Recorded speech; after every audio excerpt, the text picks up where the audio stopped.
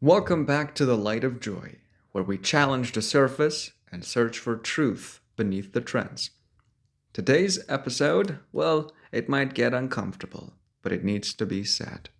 We live in an age of buzzwords: inclusion, diversity, representation. But here's the question: are we practicing these values or simply displaying them? Is it inclusion or is it illusion? Let's unravel the difference between real change and decorative justice.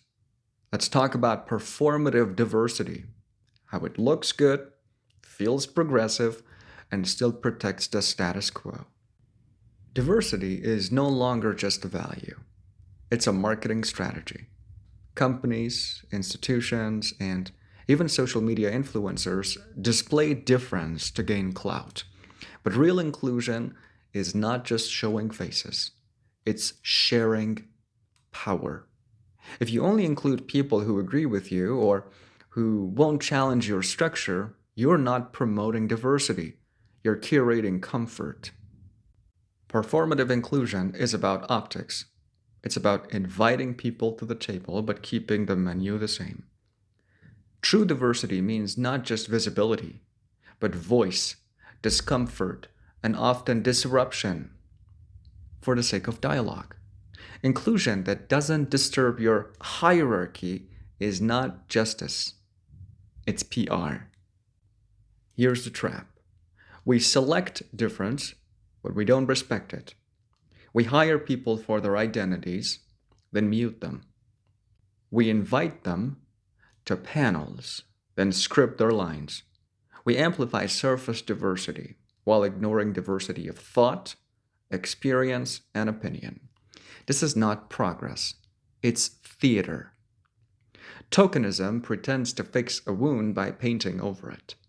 It treats people like symbols, not humans. And worst of all, it makes the privileged feel virtuous without actually surrendering control. A system obsessed with how it looks will always fear how it feels to be truly challenged. Authentic inclusion requires discomfort.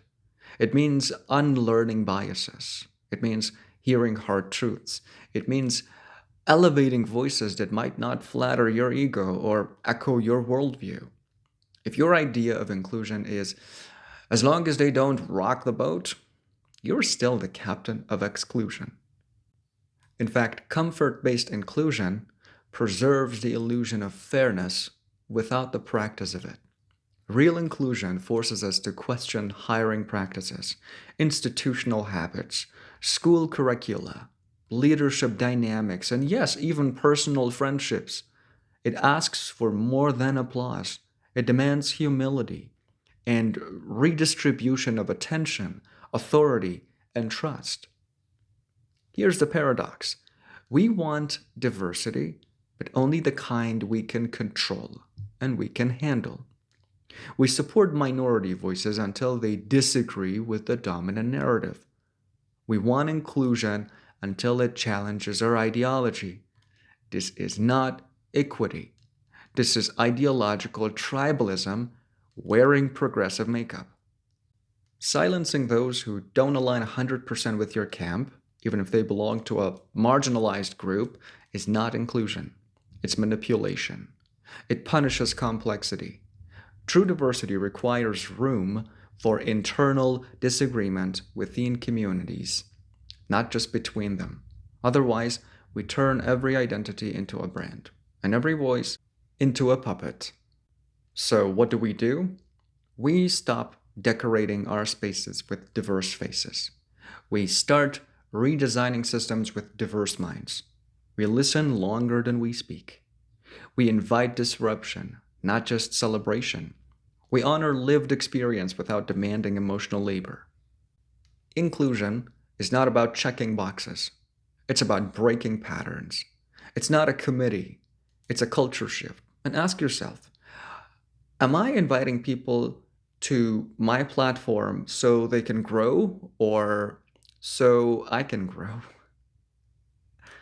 That answer determines whether you are practicing change or polishing your ego. Yeah. The light of joy isn't about easy truths. It's about necessary clarity. Let this episode remind you, real inclusion may cost you comfort, but fake inclusion costs you progress. Share this with someone who's tired of being included but not heard. And remember, justice isn't a trend. Representation isn't decoration. And inclusion isn't true until it disrupts the familiar. Until next time, speak with vision, act with integrity, and live without illusion in the light of joy.